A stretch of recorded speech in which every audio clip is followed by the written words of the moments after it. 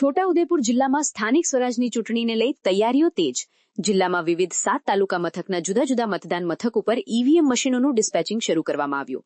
છોટાઉદેપુર જિલ્લામાં સ્થાનિક સ્વરાજની ચૂંટણીને લઈ છોટાઉદેપુર વહીવટીતંત્ર પૂરજોશમાં તૈયારી કરી રહ્યું છે. ત્યારે હવે આખરી ઓપ આપવા માટે છોટાઉદેપુર જિલ્લામાં 32 જિલ્લા પંચાયત બેઠકો તેમજ 7 તાલુકાની 150 તાલુકા પંચાયત બેઠકો અને પ્રથમવાર બોડેલી નગરપાલિકાની ચૂંટણી યોજાઈ રહી છે, જેના માટે આવતીકાલે મતદાન યોજાશે. જેને ધ્યાનમાં રાખીને ચૂંટણી વિભાગ દ્વારા તમામ જરૂરી તૈયારીઓ પૂર્ણ કરવામાં આવી રહી છે. મોટી સંખ્યામાં પોલીસ સ્ટાફ, પ્રિસાઇડિંગ અધિકારીઓને જરૂરી સામગ્રી સાથે મતદાન મથકો તરફ રવાના કરવામાં આવી રહ્યા છે.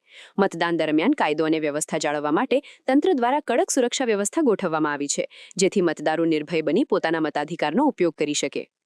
गुजरात में पंचायत इलेक्शन जो चालू है उनकी प्रक्रिया में आज हमने छोटा उदयपुर जिला एवं तालुका पंचायत के लिए ईवीएम की डिस्पैचिंग शुरू कर दी है. जो भी हमारी पोलिंग पार्टीज हैं वो अपने ऑर्डर्स लेकर अभी अपने अपने स्टॉल से ईवीएम लेना शुरू कर दें.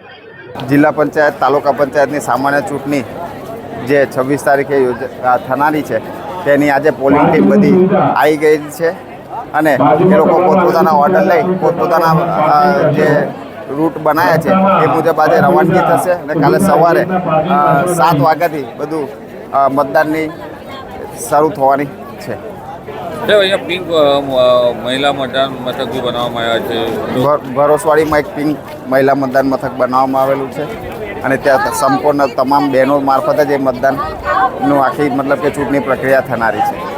શાંતિપૂર્ણ બધાને 2-3 વખત ટ્રેનિંગ આપેલી છે પોલિંગ સ્ટાફને અને બહુ શાંતિથી આ ચૂંટણી પૂરી થશે.